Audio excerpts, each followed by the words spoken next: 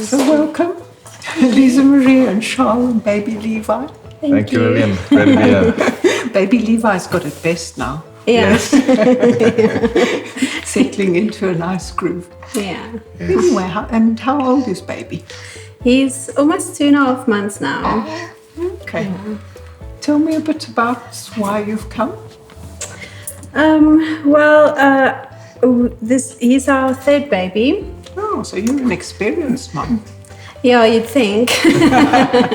Each one's different. Yeah, every baby is so different, and it was so amazing to see how even the pregnancies were so different from each other. He agrees. Yeah. And so every baby was so different, and you think since it's your third baby, you'd know exactly what to do or how to handle everything, but with every child, comes a unique sort of challenges, and Yes. still, he's still a newborn. Absolutely. And I mean, the newborn phase is on its own so difficult, and then you throw 2 toddlers into the mix. That's right. Yeah.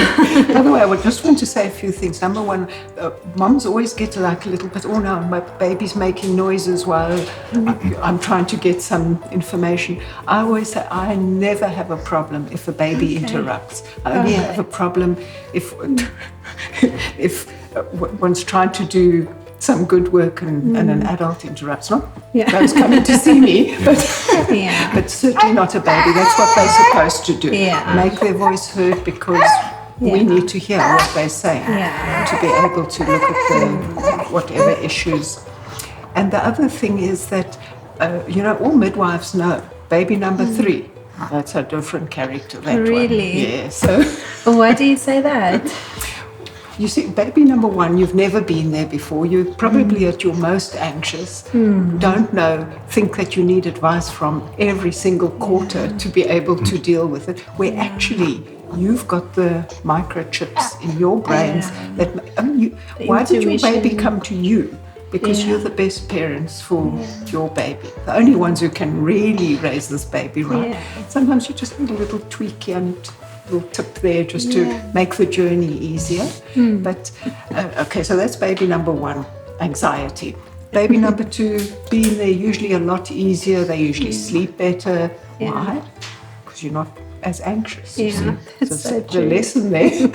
And then baby 3, you expect this to be now even easier. But as you said, you've got 2 other busy little people that you've got to care for. You're also getting more into the nitty-gritty of life, business, careers, maybe Family life. building a house together, whatever, So there's a lot of energy streams going on. And there's maybe even a bit of sibling rivalry. Even if they love the baby to bits, they still think they're your babies. And how dare you give all your attention to another baby? And this baby feels it. And so it's a whole new dynamic. Each baby is a different dynamic. But even birth with the third child is often, I just don't want to say difficult, but not what one was expecting very often. That's interesting. And so true. So that sort of reflects what you've experienced. Yeah, no, it has been very different, and and it's interesting how people do have this belief that this is supposed to be easier now, and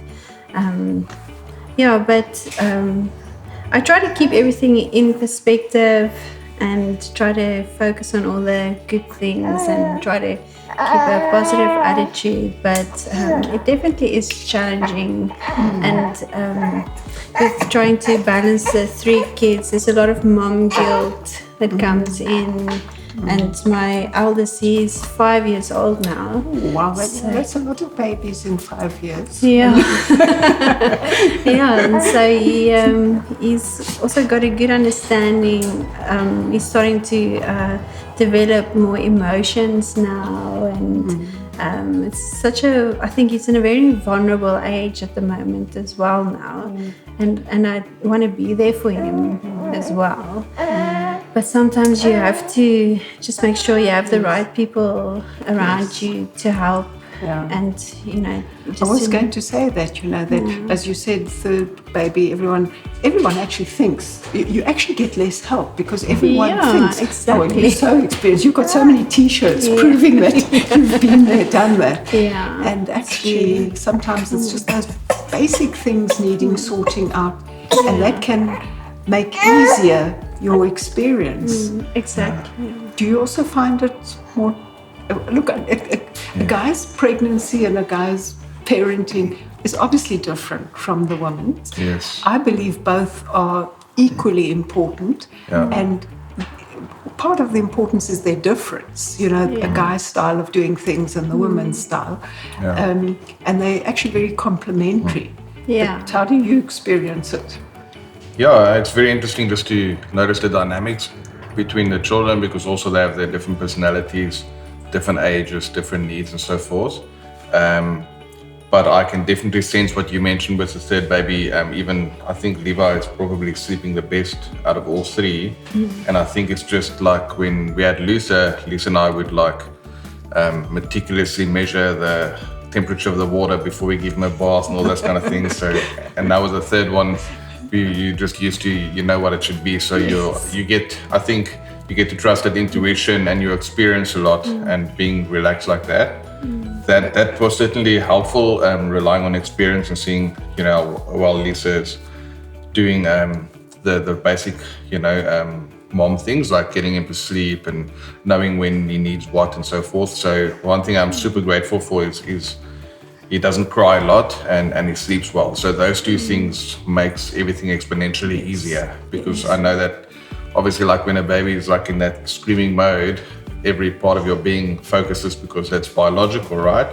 And if I can just imagine some parents' stories that I've heard, if that's a continuation, that coupled with no sleeping, then the knock-on effect of that is bad. So I'm super grateful for those two things, but yet at the same time just realizing that the complexity of all the dynamics, and you can actually see the separation anxiety with the other kids and all these kind of things, and just everything at Lisa has to keep doing. So we're always keen on learning how do we, even though we have some experience, but we also don't have experience with the three kids, to kind of see what we need to learn and how we can adapt and make that easier as well. Yes. What were the things that you would have liked to discuss with me, or would like to discuss with me, because that might give us a good starting point? And I think a very important thing to discuss, something that I think a lot of moms are struggling with, is how do you deal with the overwhelm that you experience on a daily basis? Because if you,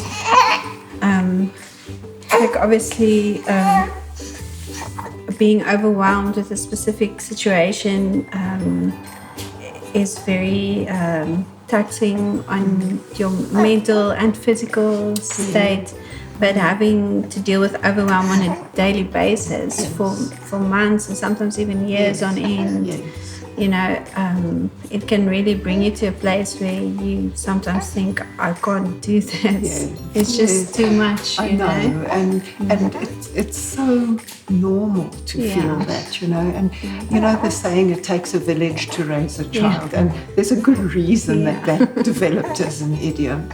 And also, if you think back to how families used to be, much as it's now not like the way people like to think of family structure, but the extended family, and the mom didn't usually have to work outside the home or pursue a career. And we don't like that thought now, because how do we get back into the career stream? And look, it's not something that is easily